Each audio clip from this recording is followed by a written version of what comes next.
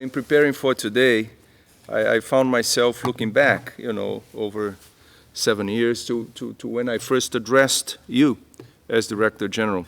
Back in September 2013, I said that the WTO was at a crossroads. It's still at a crossroads, and I think it will continue to be for some time still. We needed to deliver agreements to bring this organization closer to the changing realities of the 21st century. The Trade Facilitation Agreement in Bali put the organization back on the map as a venue for global trade rulemaking.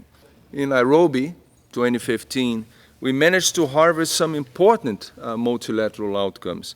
Eliminating agricultural export subsidies and trade distortions they create had been a long-standing goal for many members. We expanded the Information Technology Agreement, reducing and eliminating tariffs on $1.3 trillion of new generation tech products. And it was clear that Doha issues could not simply be abandoned.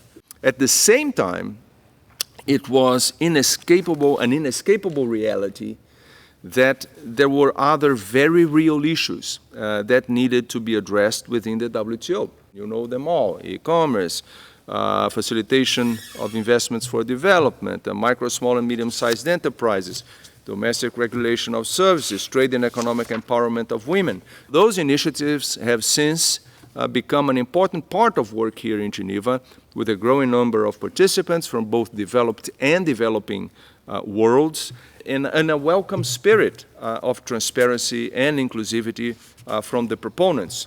And delivering on both the multilateral front and the joint initiatives will be vital for the future of the system. I have no doubts about that. For the road ahead, MC12 will be a key landmark. I honestly had hoped to work with you to deliver precisely such outcomes this past June. But the postponement of the ministerial conference to next year, because of the pandemic, brought me to the conclusion that I needed to step down this summer.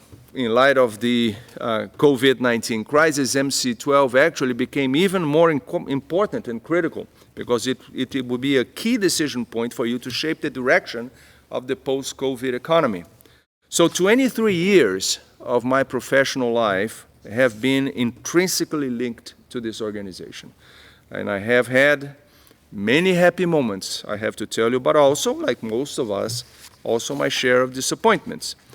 But even in the lowest points, not once over those 23 years did I ever doubt the role that the system plays in improving people's lives around the world.